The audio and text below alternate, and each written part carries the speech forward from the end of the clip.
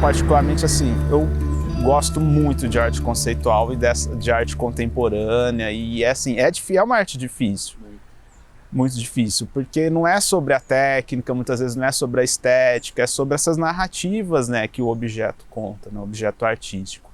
E você precisa ter muita sensibilidade para conseguir, talvez, né, pelo menos a minha experiência de ensino de artes, assim, né, enquanto aluno foi bem frustrante. Então eu pensei, bom, vou fazer moda porque é o curso mais excêntrico, digamos assim, e eu tinha uma verve meio excêntrica. Eu falei, não, legal, vou fazer moda. O que eu acho legal é que a moda não é tão cínica quanto as outras áreas. Exato, o mercado de arte é cínico, a publicidade é cínica, o mercado de arte é cínico, a moda não. A moda sempre diz que é isso, é consumo. Recentemente eu tô nessa busca de entender o que é moda, o que é ser uma pessoa modelo, o que é modelar e toda a construção social. E aí é foda, né? Porque a todo momento a gente tem que pensar que sim, tem uma estrutura ali que é extremamente excludente, que é extremamente a estética acima de tudo, a estética é acima da vivência.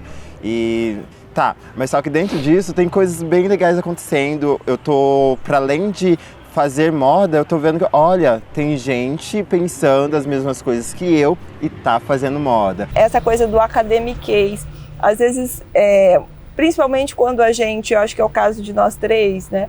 A gente vai para esse lado mais acadêmico e aí acaba tendo toda um estudo. A gente não pode deixar que isso roube a nossa espontaneidade. E o nosso compromisso, que não é de ficar tendo essa escrita acadêmica direcionado para tentar impressionar, não. A gente precisa ter o brio, na minha opinião, de tentar mudar alguma coisa, de tentar mudar o mundo. A gente precisa incomodar, sim. Tem um filósofo muito interessante que ainda está vivo, que se chama Jürgen Habermas, que ele fala que é a partir da palavra que a gente muda o pensamento. E mudando o pensamento, a gente muda a ação. A performance eu acho que é uma linguagem muito livre, assim, eu vejo ela como essa liberdade de você não ter que atender a nenhum padrão, a nenhuma regra. Sei lá, se eu quiser fazer uma ação aqui de ficar sentando e levantando, isso é uma performance. E eu acho isso potente pra caramba, porque a interpretação do que é isso vai ser do público, né? E a performance, ela não tem uma definição por si só, ela é uma linguagem de borrar as fronteiras, de tirar as definições. Então, e é o que tem me interessado mais, assim. Tanto no tarô, que a gente fez essa performance fotográfica, como também no teatro, que a gente levou essa rasteira e teve que ir para o audiovisual, foi uma experiência de hackear linguagens. Uma vez eu fiz um vídeo no Instagram que eu colocava, foi até excluído, porque apareceu um pouco dos meus peitos, assim, no vídeo. Aí foi excluído. Mas eu postei de novo depois, que eu colocava um saco na cabeça, mas é angustiante mesmo. Isso antes da minha mãe morrer, né? Minha mãe morreu com falta de ar, né? Então, assim, tudo é muito intenso, assim. Eu tava vivendo aquilo, porque eu tava com medo dela morrer. Eu estava com medo dela morrer, eu estava vivendo aquilo, aquela angústia, né? Foi na pandemia isso. Aí eu fui lá para fora, aí, né, tem meu ritual lá, joguei uma água no quintal, fiquei lá, fiquei pensando sobre essa angústia. E aí eu coloquei saco de lixo, experienciei mesmo esse sufocamento. E para mim o lance do vídeo foi totalmente novo. Eu nunca tinha feito nada, tanto que eu chamei aquele trabalho de experimento, porque não tinha trabalhado anteriormente. Foi desafiador, teve suas camadas assim, de prazer, teve suas camadas de insegurança. Então é algo que inclusive estou agora começando a adentrar, mas ainda é muito raso e pequeno. E é isso, esses conflitos, que é o meu trabalho, é a minha pesquisa, desejo isso, mas e o público? E a dinâmica, a linguagem, será que vai aderir? E aí jogo, né, com essas possibilidades, tanto do sim ou do não, que vai ter pessoa que vai sentar e vai assistir, mas que muitas outras não, que talvez o TikTok ia chamar mais atenção, mas tipo, não é isso que eu quero. Então também preciso sustentar as minhas decisões e as minhas crenças, desejos. A galera que faz as letras de grafite, nas letras tem vários estilos de letra. Tem uns artistas que seguem um estilo só de letra, tem outros artistas que seguem outro estilo, que é o wide style, que é aquela letra mais trabalhada, outros com aquelas umas throw-ups, que é as letras mais redondas. Então cada um segue uma linha diferente, outros seguem a linha dos personagens. Claro que sempre tem aquele meio que, como eu disse, o grafite na história em si não tinha personagem, era só escrita. Então para muitos ainda tem aquelas cabeças mais fechadinhas, fala que o grafite é só letra na rua, mas na verdade não. Só que no contexto geral em si, todo mundo entende como um meio de grafite, quem faz a letra, quem faz personagem, quem pinta na rua, quem não pinta na rua. Para isso tem as técnicas, porque não tem como a gente modelar argila sem entender ter uma noção básica, os fundamentos para a estrutura do design. Então, e aí eu vou na mesma linha. Então, assim, as coisas precisam se estruturar. A vida se estrutura. Todo excesso de água derrete, toda falta de água quebra. Isso é para a vida. Então, a argila eu vou nesse sentido, que ela é terapêutica nesse sentido. Eu falo, tá quebrando. Ok. O que está faltando? O que a argila está mostrando? O que ela está te mostrando? O que a vida mostra para a gente todo tempo? E a cerâmica é uma via que eu conduzo nesse sentido, de a gente pensar sobre a vida, pensar sobre si mesmo, pensar sobre o processo criativo. Por que eu quero criar isso? Eu gosto muito de perceber o lugar que eu estou no mundo e eu adoro linhas e pontos. Então, em todo tempo eu vejo linhas. Então, se eu pego essa peça aqui, eu não vejo só o volume dela. Eu olho, eu vejo a linha que contorna ela. Então, isso para mim é muito, muito gritante.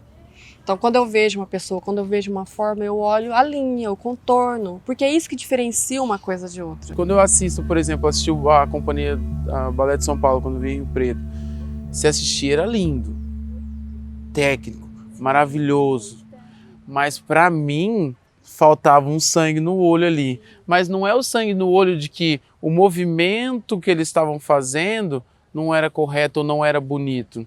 Era fazer aquilo não só na técnica, mas realmente com o coração, sabe? Com a energia. A proposta de quem vai fazer pelo movimento não quer dizer que ele vai ter a sensibilidade, a emoção, tudo, né, no desenrolar da cena. Mas de onde parte a cena, que muitas vezes, claro, que são... a proposta é pela emoção mesmo, então a preocupação não é a perna aqui, o giro aqui. Eu penso na técnica e eu acho que todo bailarino tem que ter técnica, como eu falei uma vez para você, que eu acho que todo bailarino tem que fazer balé e tem que passar não só pelo balé, mas passa pelo hip hop, pelo contemporâneo, que quanto mais melhor. Você me fala que quanto mais melhor. Na verdade, o que é o contemporâneo? É a junção de todas as técnicas. Porque um bailarino hoje em dia, dependendo qual companhia que ele vai, ele tem que estar preparado para N técnicas. Por exemplo, técnica de chão, que é o floor work, ou técnica de limão, que o pessoal usa muito no Brasil, ou não. Aí tem trocentas outras possibilidades de técnicas. Até acrobacia hoje em dia, capoeira. Então, o bailarino, muitas vezes, dependendo onde ele vai trabalhar, ele tem que estar preparado com N técnicas. É técnico. Música matemática é diagramação matemática. Sobe notas, desce notas, sobe notas intercaladas de terças, sobe notas intercaladas... É um gráfico matemático. Mas se você não tiver com a melodia que te veio em sonho na cabeça, para você diagramar esse gráfico, eu acho que não faz muito sentido. Então tem que ter uma inspiração junto. Então eu já tinha feito, né, com a parceria do Fernando Macaco, a gente tinha feito já um videoclipe sobre a Maria Bonita.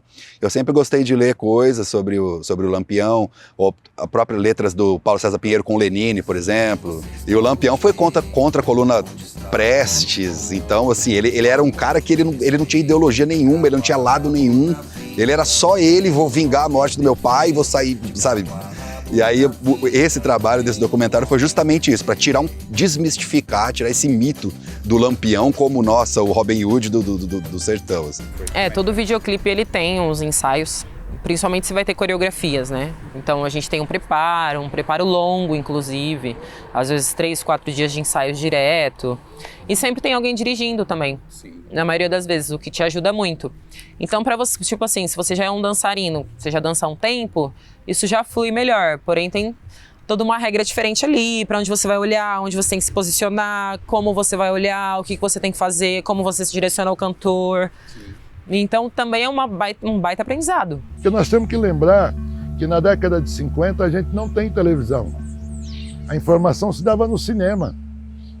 Né? Todo o fluxo de informação rolava dentro das salas de cinema. Né? Então, se eu pegar o material que eu tenho da Cometa Filmes ou qualquer outro registro, eu posso, numa leitura rápida, dizer: isso aqui é uma encomenda, é um produto comercial.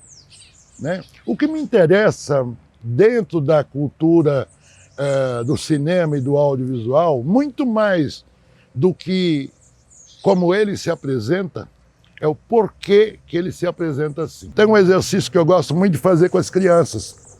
Eu tento, de alguma forma, estar socializando essas experiências, e eu gosto de fazer com as crianças. Às vezes eu coloco uma TV e falo: o que vocês estão vendo aí?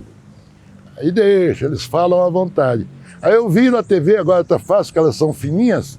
E aqui atrás? O que é que está por detrás? Né? Então isso, para a leitura de qualquer antropólogo, qualquer sociólogo, qualquer pesquisador, a imagem não é o que se apresenta na tela, mas o porquê é que ela foi concebida. Isso baseado no Marco Ferro, né? Tem um monte de gente que trabalha essa teoria. E por que eu disse ali no começo que eu sou um inquieto, né, em relação a isso? Eu percebo que uma nova tendência vem tomando conta dos festivais, acho que do planeta. Né? São novas narrativas, não tão lineares, não tão narrativas, não tão começo, meio e fim tão definidos. Né? Até porque a vida não se encontra mais nesse pé. Né? Tudo é um vai e vem, é um turbilhão, é um olho do furacão, uma montanha russa, como a gente quiser exemplificar aqui. Né? Então, eu venho entendendo que essa mudança de narrativa é necessária para o criador. Né? E eu, como um criador de filmes, de roteiros, me encontro nessa constante mudança também. O vídeo já estava numa crescente antes da pandemia, acho que na pandemia isso se consolidou de fato, né? Essa linguagem pelo vídeo, tudo pelo vídeo, e cada vez mais a velocidade tomando conta, né, da coisa. A velocidade avançada de áudio, que a gente já não tem paciência para ouvir, e na voz normal ali da pessoa, né, na velocidade normal. A molecada vindo aí cada vez mais rápido, 10 segundos de conteúdo e é isso. Há-se uma discussão, se diz muito que a arte está caminhando por alguns caminhos que hoje tudo pode ser compreendido como tudo é arte, tudo é arte, tudo é arte. Eu acho que a arte na atualidade, ela talvez nunca tenha sido tão potente. Ela nunca tenha sido tão democrática, nunca tenha tantas pessoas produzindo arte E na verdade tudo isso está entrelaçado e precisa estar entrelaçado, porque quando você fala de teatro, o teatro não existe sem literatura. A literatura não existe sem o teatro, o cinema não existe sem a literatura, o cinema não existe sem o teatro não existe sem o cinema. Nós estamos todos interligados. A arte vai ter que olhar para isso também e descobrir o que falar a partir disso. Então, assim, qual é o caminho da arte hoje? Observar o que a gente passou, digerir esse momento, né, para poder depois devolver para a sociedade de alguma maneira. Não necessariamente retratando a pandemia. Acho que não é isso só. Né? Pode ser isso também, mas não só isso. Mas fazendo um mergulho nessas transformações todas.